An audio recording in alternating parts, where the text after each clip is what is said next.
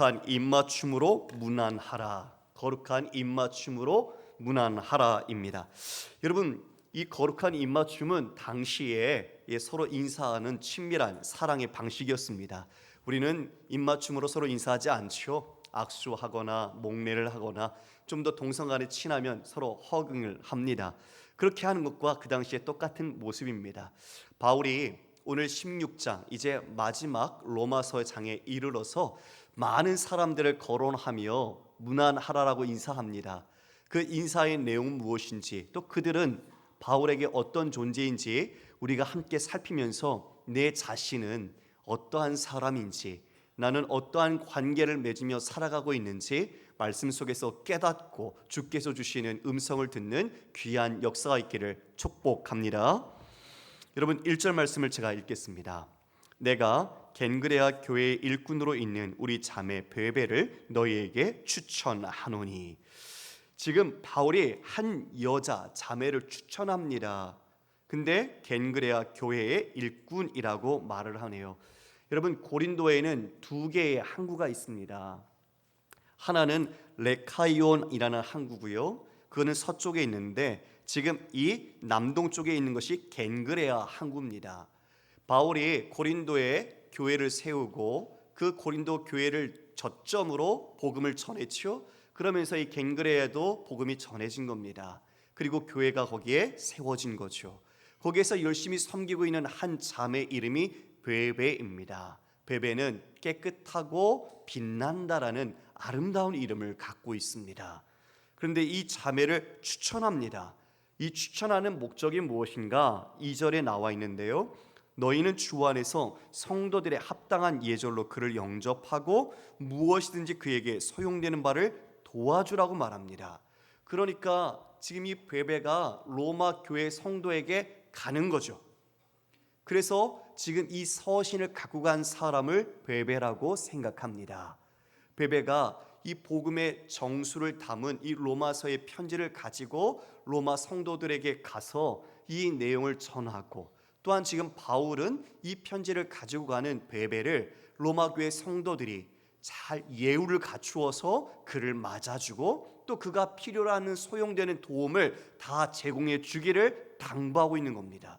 아니, 베베가 과연 어떤 사람이길래, 일꾼이라고 물론 앞서 표현했지요. 일꾼이라는 단어가 디아코노스, 집사라는 뜻입니다.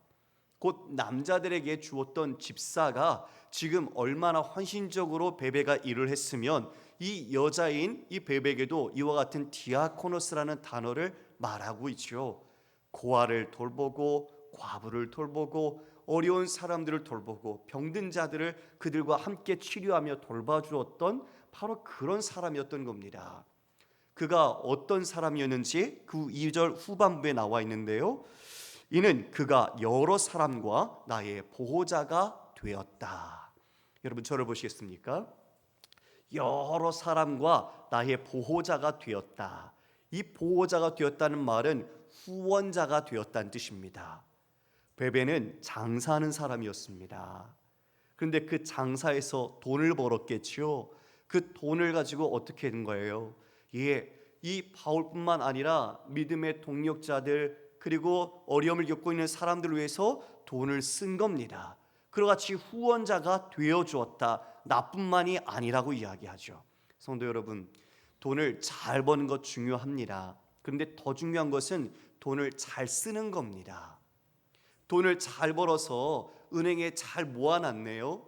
그런데 여러분, 솔직히 쓰는 것만 내 돈입니다. 나머진 다 은행에서 씁니다. 은행에서 다른 사람 빌려주고 사업합니다.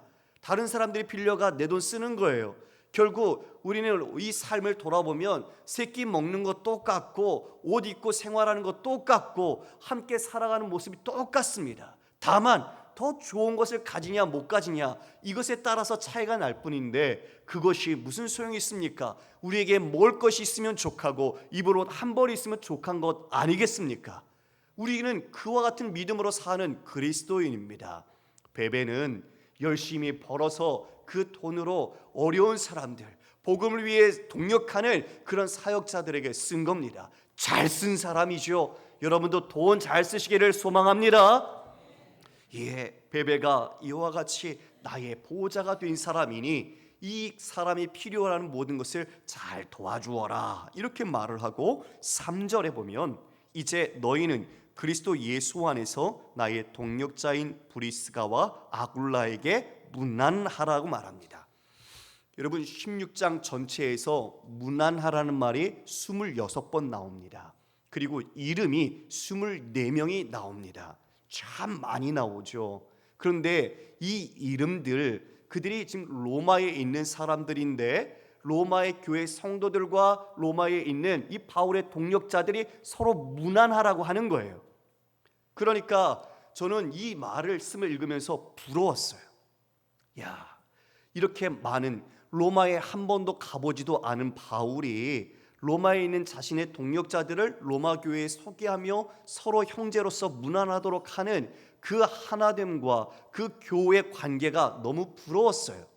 여러분들은 만약 타지에 믿음의 사람들을 추천하고 믿음의 형제자매를 소개한다면 얼마나 가지고 계십니까? 바울은 지금 그 모든 인생 속에 얽히고 설켜서 알았던 사람, 어디선가 만났던 사람일 수도 있겠죠. 또한 서신을 통해서 서로 이야기를 나눴던 사람들일 수 있겠죠. 그 사람들을 지금 한 명 한 명씩 이름을 거론하면서 이 로마 교회 성도들에게 소개하고 칭찬하고 그들을 인정하고 그들과 교호하도록 이 서신 안에 내용을 담아 문안하라고 말하고 있는 겁니다. 여러분, 특별히 브리스가와 아굴라 어떤 사람입니까? 바울에게서는 잊을래야 잊을 수 없는, 뗄래야 뗄 수 없는 사람입니다. 바울이 아덴에서 있다가 쫓겨서 어디로 가지요? 고린도로 갑니다. 근데 그때 만난 부부가 브리스가와 아굴라입니다. 그런데 원래 이 부부가 이 고린도에 살던 사람이 아니에요. 로마에서 살았습니다. 특히 브리스가는 로마 귀족 출신입니다.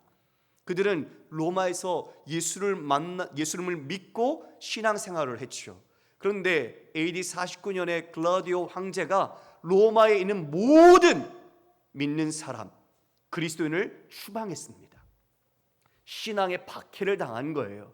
핍박을 당한 거예요. 모든 자신의 삶의 터전을 다 놓고 나왔어야 했어요. 믿음 때문에. 그래서 흘러 어디로 온 거예요? 고린도까지 온 거예요. 이 부부가 고린도에 왔는데 이 부부가 가지고 있던 기술, 그들이 무슨 생업으로 이어갔는가? 텐트 메이커, 천막을 만드는 일을 했어요. 많은 사람들이 쫓겨나왔으니 얼마나 피난민이 많았겠습니까? 그래, 장막이 필요한 거죠. 그런데 바울도 마침 아덴에서 있다가 자신이 고린도에 와서 자신도 생계를 이어가야 하는데 가지고 있는 기술이 뭐예요? 텐트 메이커, 똑같은 거예요. 그래서 이제 브리스가와 아굴라 집에 거주하면서 이와 같이 천막 만드는 일을 하고 바울은 그들에게 복음을 전한 겁니다. 그러다 보니 자연스럽게 거기에 교회가 설립된 거죠. 그래서 고린도 교회가 브리스가와 아굴라를 중심으로 이와 같이 복음 사역이 이루어진 겁니다. 그런데 그뿐입니까? 바울이 에베소를 갔습니다. 떠나서 이들도 같이 갔어요. 근데 그 에베소에서 어떤 일이 있었는가? 은장색 데메드리오라는 사람이 그 아데미 여신의 신상을 만들어서 자신의 생업을 이어갔습니다. 아주 장사가 잘 됐어요. 왜냐하면 이 에베소는 신들의 도시라고 여겨졌거든요. 크도다 아데미여라고 말할 정도로 그 아데미 신상을 만들어서 직공들이 삶을 살고 있었어요. 그런데 바울이 와서 복음을 전하네요. 사람의 손으로 만든 것은 신이 아니다. 이 말이 직격탄이 된 거예요. 신이 아니라고 말하면서 사람들이 그것을 사지 않고 거기에 흥미를 잃으면 누가 손해를 볼까요? 우상 만드는 사람들이 손해를 본 거죠. 그래서 데메드리오가 직공들과 함께 분란을 일으킵니다. 저 죽여야 한다. 우리의 이 모든 일을 망치고 있다. 그때 자신들의 생명을 내바치면서까지 바울을 보호하고 바울을 지키고 바울을 도와준 사람이 누구냐? 브리스가와 아굴라예요. 그래서 4절에 이렇게 말하고 있죠. 우리 4절 함께 읽어보겠습니다. 시작. 그들은 내 목숨을 위하여 자기들의 목까지도 내놓았나니 나뿐 아니라 이방인의 모든 교회도 그들에게 감사하느니라. 여러분, 생업도 포기하고요, 가정도 포기하고요, 그리고 그들이 갖고 있던 모든 목숨까지도 포기하면서 도왔어요. 전부를 내놓았어요, 복음을 위하여. 그래서 그들이 나를 위해 목숨을 내놓은 사람들이다. 그리고 이방에 있는 교회들도 그들에게 감사하고 있다. 여러분, 얼마나 헌신적이었으면, 얼마나 신실한 그리고 충성된 사람이었으면 이와 같이 바울이 인정하며 그는 나를 위해 목숨까지 내놓은 사람이라고 이와 같이 소개하겠습니까? 성도 여러분, 우리가 생명의 위협을 무릅쓰고 그 구해준 사람 잊을 수가 없겠죠. 어찌 그 생명의 은인을 잊을 수 있겠습니까? 여러분들에게도 그런 분이 있습니까? 여러분이 깊은 수렁에 빠졌을 때 누구도 손 내밀어 잡아주지 않았지만 손 내밀어 여러분을 건져내주고, 그리고 여러분에게 도움을 주고, 여러분과 함께 울어주고, 여러분과 함께 안아주면서 격려해 주었던 믿음의 사람들 혹시 있지 않습니까? 우리가 어찌 그런 분들을 잊을 수 있겠습니까? 여러분, 주님이 우리에게 그렇게 손 내밀어 잡아주셨습니다. 예수께서 자신의 목숨을 버려 바로 여러분 한 분 한 분을 구원하셔서 이 자리에 함께 예배자로 세워주셨습니다. 요한복음 15장 12절 이하의 말씀입니다. 내 계명은 곧 내가 너희를 사랑한 것 같이 너희도 서로 사랑하라 하는 이것이니라. 사람이 친구를 위하여 자기 목숨을 버리면 이보다 더 큰 사랑이 없나니 너희는 내가 명하는 대로 행하면 곧 나의 친구라. 주님의 말씀 계명은 서로 사랑하라, 내가 너희를 사랑한 것 같이 서로 사랑하라는 것입니다. 그 사랑의 최고의 정점이 바로 친구를 위하여 내 생명을 버리면 이것보다 더 큰 사랑이 없다 하십니다. 바로 이 말씀에는 우리 주님의 십자가가 내포되어 있습니다. 죄인된 우리를 위해 바로 우리를 친구로 인정하시며 우리를 사랑하셔서 자신의 생명을 그와 같이 내어주심이 이 말씀 안에 담겨 있습니다.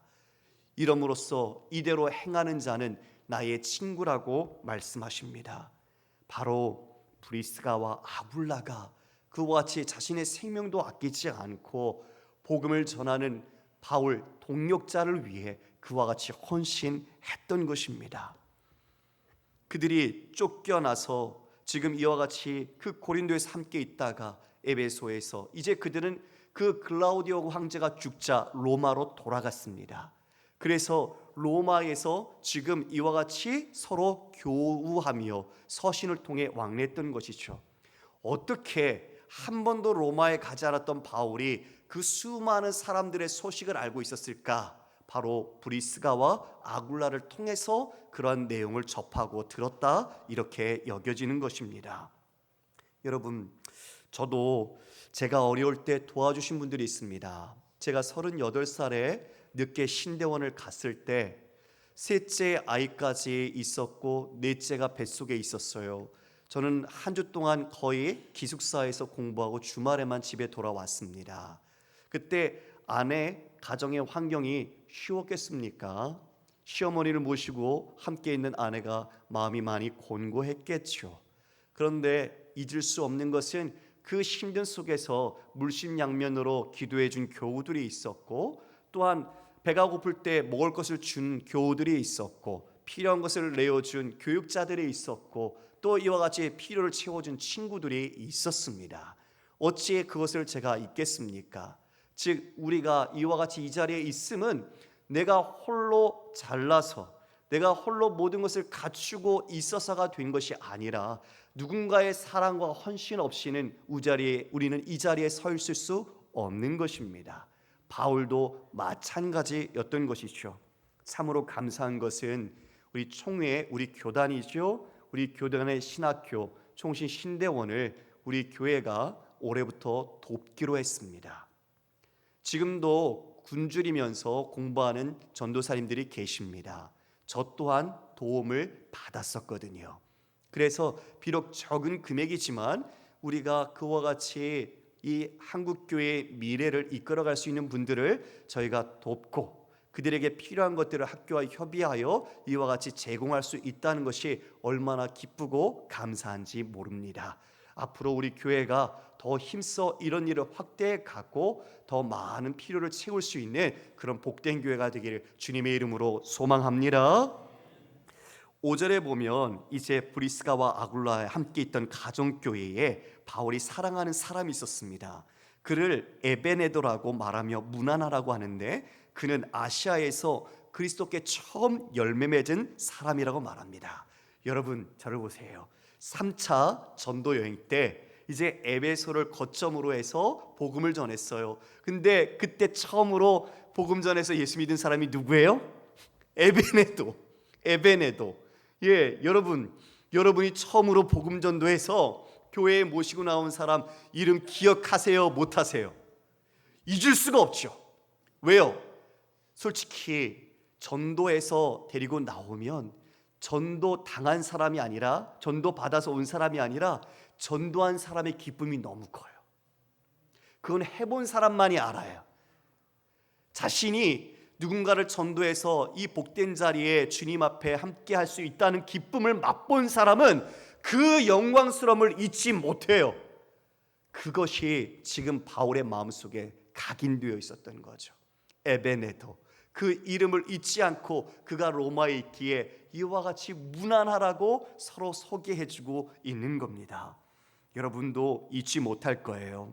여러분, 이 말씀 속에서 깨닫는 것은 이 모든 바울의 사역의 일 그리고 사역의 결과도 중요하지만 가장 맺어야 하는 열매가 무엇인가? 사람입니다.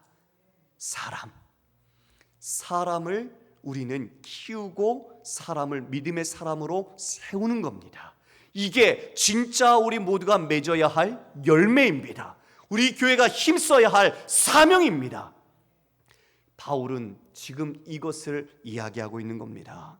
하나님이 기뻐하시는 복음의 사람으로 세우는 것, 이것은 다른 것과 비교할 수 없는 최고의 열매다.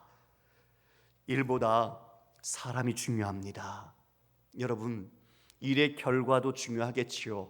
그러나 하나님은 일을 함께 가는 과정과 그 일 속에서 하나됨과 이를 통해 이루어가는 모든 것을 중요시 보십니다.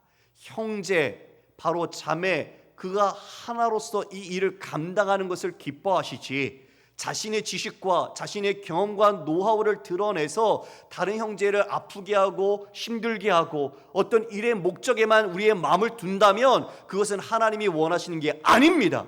왜요? 하나님은 사람을, 영혼을 구원하러 오셨지 이 세상에 유토피아를 만들러 오시지 않았습니다. 그래서 우리는 분명히 알아야 합니다. 이 세상의 패러다임은 사람을 도구처럼 씁니다. 좋은 효율, 좋은 결과물을 만들어낼 수 있는 사람, 그런데 부적합하면 마치 부품을 갈아 끼듯 사람을 바꾸어 버립니다. 비인간화, 비인격화가 초래되고 사람은 도구처럼 자신의 인격을 무시당합니다. 그건 세상의 방식입니다. 그런데 이것이 교회에 들어와선 안 됩니다. 교회의 일은 그렇게 해서는 안 됩니다. 교회의 섬김과 봉사와 예배는 그렇게 해서는 안 됩니다. 여러분, 누가복음 17장 2절에 작은 자 중에 하나를 실족해 할진대 차라리 연자맷돌이 그 목에 매어 바다에 던지는 것이 낫다라고 말합니다. 그러니까 우리는 정말 우리가 사람을 키우는 것, 사람을 세우는 것에 얼마나 목적해야 하는지, 믿음의 사람으로 바르게 세우는 것이 우리의 삶의 사명이라는 것을 잊지 말아야 할 것입니다. 할렐루야.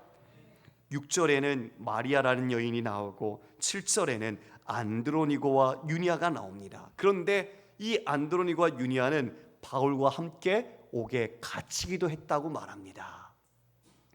고난을 당한 거죠. 믿음 때문에 바울과 함께 수감되었던 겁니다. 그런 사람들, 함께 고역을 치렀던 사람들이 뇌리 속에 바울에게 남겨져 있는 거죠. 어찌 있겠습니까? 주를 위하여, 그리스도의 복음을 위하여 함께 옥에 갇혔던 그 형제를 어찌 잊어버릴 수 있겠습니까? 8절에는 암블리아, 우바르노, 수다구 같은 라틴어의 이름을 가진 동역자들이 나옵니다. 노예입니다. 노예들. 10절 볼까요? 우리 10절 말씀 읽겠습니다. 시작. 그리스도 안에서 인정함을 받은 아벨렌에게 문안하라. 그리스도의 불록의 권속에게 문안하라. 내 친척 헤로디엔에게 문안하라. 나기수의 가족 중에 주 안에 있는 자들에게 문안하라. 여러분, 여기 보면 아리스토블로가 나옵니다. 아리스토블로는 로마에서 그 헤롯 대왕의 손자로 죽은 자입니다. 그러니까 아그리빠의 형제이죠. 권력자고 능력자입니다. 그런데 그의 밑에 있는 권속들, 즉 일꾼과 노예들이 예수님을 영접했습니다. 그는 믿지 않았지만 그 밑에 있던 종들과 노예들은 예수 그리스도를 믿은 그리스도인이 되었던 거죠. 나기수라는 사람은 글라우디오 황제에게 가장 영향력을 미쳤던 사람 중에 한 사람입니다. 그러니까 권력자죠. 그런데 그 밑에 있는 가족들, 마찬가지로 노예와 하인들, 일꾼들이 예수님을 영접했던 거예요. 그들에게 문안하라 말합니다. 여러분, 이어 나오는 이름이 12절에 보면 두루베나 두루보사, 참 이름 이쁘죠? 예, 귀족 집안의 여인입니다. 버시라는 이름은 페르시아 여인입니다. 그리고 13절에는 누가 나옵니까? 우리 13절 함께 읽어볼까요? 시작. 주 안에서 택하심을 루포와 그의 어머니에게 문안하라. 그의 어머니는 곧 내 어머니라. 여러분, 루포 어디선가 좀 본 단어 아닙니까? 기억나세요? 우리 마가복음 말씀 읽어볼까요? 마가복음 15장 21절 함께 읽습니다. 시작. 마침 알렉산더와 루포의 아버지인 구레네 사람 시몬이 시골로부터 와서 지나가는데 그들이 그를 억지로 같이 가게 하여 예수의 십자가를 지우고, 예수님이 많이 맞으셔서 십자가를 지울 수가 없었어요. 그래서 대신 억지로 지운 사람이 바로 구레네 사람 시몬입니다. 그런데 루포가 그의 아들이었던 거죠. 그 시몬의 아들, 그 잠깐 억지로 졌던 그 십자가를 진 집안이 어떻게 됐어요? 예수님의 사람이 되었어요. 믿음의 동력자가 되었어요. 바울의 동력자가 되어서 함께 일하는 사람이 된 거예요. 그의 어머니에게 문안하라. 그의 어머니는 곧 내 어머니다. 왜요? 바울이 다메섹에서 회심한 후에 안디옥에 가서 교사를 했습니다. 그때 어디에 거주했는가 보면 지금 이 바로 시몬, 니게르 시몬이라고 하는데, 이 니게르란 말은 검다라는 뜻입니다. 아까 우리 구레네, 키레네죠. 키레네, 즉 아프리카에 있는 도시, 바로 그 집, 그분의 집에 거했던 거예요. 그러면서 지금 이 힘들고 어려운 그 안디옥에서 이 바울을 물심양면 도와준 사람이 바로 어머니였습니다. 루포의 어머니. 그러므로 그의 어머니는 곧 내 어머니라. 그 은혜, 그것을 잊지 못하고 이와 같이 그 어머니라는 호칭을 사용하면서까지 다 존대해주고 그와 같이 예우를 해줄 것을 당부하고 있는 것입니다. 성도 여러분, 여러분 정말 우리가 이런 은혜를 셀려면 셀 수가 없죠. 이 자리에 우리가 착하게 앉아있지만 진짜 우리는 누군가의 사랑과 헌신 없으면 이 자리에 결코 설 수 없습니다. 물론 부모님의 헌신이 있었고요, 또 우리의 믿음의 선후배의 헌신이 있었습니다. 성경에 지금 우리가 읽은 사람들 가운데도 이 바울보다 먼저 믿었던 믿음의 선배들도 있었어요. 여러 사람이 지금 이렇게 나오고 있습니다. 이어보면 이렇게 말하죠. 여러분, 지금 이제 이처럼 이야기하던 그 모든 바울이 14절에도 15절에도 가정교회에 있는 사람들과 문안하라고 이야기를 해줍니다. 참 많은 형제들을 이 로마 교회에 소개하면서 서로 문안하라고 당부하죠. 그런데 여러분, 바울이 원래 사람에 대해서 자신이 그런 사람이 아니었어요. 사람을 가까이 두고 사람을 아끼고 그런 사람이 아니었어요. 여러분, 바울이 자신이 회심한 뒤에 누구도 자신을 믿어주지 않고 추천하지 않을 때 그를 믿어주고 도와준 사람이 있습니다. 바나바입니다. 바나바. 그 바나바와 함께 바울이 이제 1차 선교 여행을 갈 때 바나바의 생질, 조카죠, 마가를 데리고 가게 돼요. 근데 마가는 우리 마가의 다락방에 120명의 문도가 모였다고 말한 것처럼 부잣집 아들입니다. 그러니까 큰 고생을 하지는 않았을 것 같아요. 그 마가를 데리고 1차 선교 여행을 갔을 때 그 버가라는 곳에서 마가가 도망쳐 버립니다. 험하고 산지를 가고 그와 같이 힘든 길을 갈 때 그것을 감당하지 못했던 것 같아요. 그래서 도망쳐서 예루살렘으로 오게 됩니다. 나중에 바울과 바나바가 다시 그것을 돌아보며 2차 선교 여행을 떠나기로 결심할 때 바나바가 그러면 우리 마가 데리고 가자 그래요. 근데 바울이 어떻게 했을까요? 결사반대합니다. 그런 사람하고는 일 못한다고, 그런 사람하고는 함께 갈 수 없다고 끝까지 버팁니다. 그런데 바나바도 고집을 부려요. 안 된다고, 데려가야 한다고. 그래서 여러분, 성경에 크게 싸웠다는 기록이 남아있어요. 그럴 정도로 이 두 사람이 크게 싸우고 갈라집니다. 그래서 바울은 실라를 데리고 떠나고 바나바는 마가를 데리고 떠나게 되죠. 그렇게 세월이 흘렀어요. 바울이 정말 믿음의 고난, 감옥 속에 갇히고 매듭 맞고 죽을 위기도 넘기면서 정말 많은 어려움을 겪었죠. 그리고 난 뒤에 깨닫습니다. 뭘 깨달았을까요? 사람이다. 사람이다. 하나님은 제자들을 부르신 것이 사람을 낚으라고 불렀지 일 잘하라고, 성과 내라고, 그래서 네 이름 날리라고 부른 게 아니다. 사람 세우는 것, 그 사람 한 영혼 하나님의 올곧은 사람으로 세우는 것, 이것이 중요하다는 것을 깨닫게 되었습니다. 여러분, 이제 바울은 순교당합니다. 목 잘려 죽지요. 마지막 자신의 믿음의 아들 디모데에게 보낸 디모데 후서가 유언과 같이 남겨진 글입니다. 그 글에 바울이 뭐라고 말할까요? 디모데 후서 4장 11절 말씀입니다. 함께 읽어볼까요? 누가만 나와 함께 있느니라. 내가 올 때에 마가를 데리고 오라. 그가 나의 일에 유익하니라. 필요 없다면서요. 그런 사람하고 일 못한다면서요. 그런데 어떻게 지금 마가를 데리고 와라. 그가 나의 일에 유익하다. 사람의 영혼의 가치, 사람을 세우는 것, 그가 이와 같이 내게 유익하다라는 바울의 변화의 모습을 우리는 함께 발견하게 됩니다. 성도 여러분, 사역 중요하지요. 그 결과도 중요하지요. 그러나 사람의 영혼을 존중하고 형제의 애를 가지고 사랑으로서 그 일을 이루어가지 않는다면 아무리 결과가 좋아도 하나님께서 기뻐하지 않으십니다. 우리는 함께 하는 것입니다. 주님이 기뻐하시는 것은 일의 결과가 아니라 바로 여러분 한 분 한 분 자체입니다. 스바냐 3장 17절 말씀입니다. 너의 하나님 여호와가 너희 가운데 계시니 그는 구원을 베푸실 전능자이시라. 그가 너로 말미암아 기쁨을 이기지 못하시며 너를 잠잠히 사랑하시며 너로 말미암아 즐거이 부르며 기뻐하시리라. 그분이 바로 지금 여러분 옆에 있는 분, 그리고 여러분 자신을 얼마나 기뻐하시는지 그 기쁨을 이기지 못하신다라고 말하고 있어요. 내가 무엇을 드려서 주님의 기쁨이 되는 것이 아니라 내가 주님 안에 거하고 주님의 뜻을 따라가는 그 자기 백성 하나님의 자녀됨 자체가 하나님께는 말할 수 없는 기쁨인 것입니다. 할렐루야. 그러므로 우리는 형제를 무시하거나 가벼이 여겨서는 안 됩니다. 아무도 교회 안에 그럴 수 있는 사람 없습니다.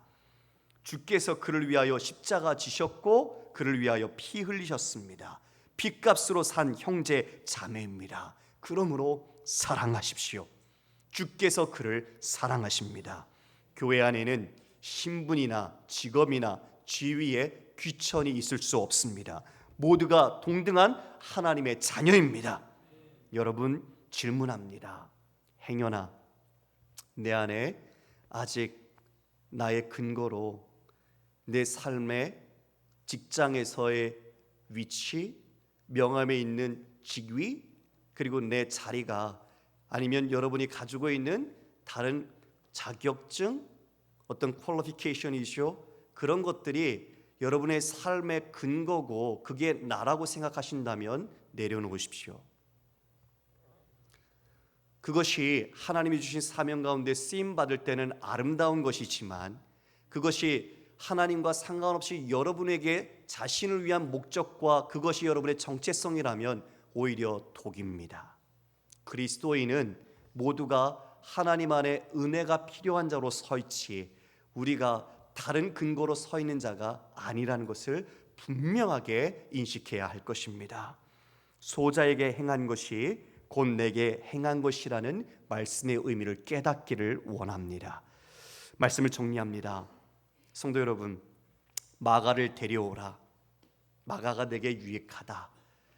이제 그 마가, 그 사랑하는 마가를 그와 같이 바울은 소망하고 있죠. 마가가 어떻게 또한 이렇게 되었을까요? 여러분, 베드로의 믿음의 아들이 마가였습니다. 마가는 도망자처럼 나왔죠. 그런데 베드로가 그 마가를 거둡니다. 베드로는 주님을 부인했던 사람입니다. 자기도 주님을 믿겠다고 호언장담하면서 생명까지 자신 있다고 얘기했지만 주님을 3번 부인했던 사람입니다. 그는 베드로가 로마에 있을 때 마가를 데리고 있으면서 예수님께서 어떻게 행하셨는지, 그리고 나 같은 자가 어찌 용서받았고 회복되었는지를 마가에게 가르쳐 주었습니다. 베드로를 통해서 그 마가가 믿음의 사람으로 세워졌고, 또한 바울도 자신의 사역 속에서 영혼의 가치에 눈뜨면서 그들 모두가 하나님의 아름다운 사역자로 서게 된 것입니다. 사랑하는 성도 여러분, 오늘 본문의 24명 가운데 이름 거론된 사람이 24명 중에 9명이 여인입니다. 그 여인은 당시의 사회적 지위가 낮았습니다. 그런데 이 많은 여인들이 이 안에 담겨 있습니다. 특별히 이 로마서의 편지를 베베라는 여인에게 맡겼고, 그리고 브리스가와 아굴라라는 이름의 순서에서 여인의 이름이 앞에 있다는 것이 놀랍습니다.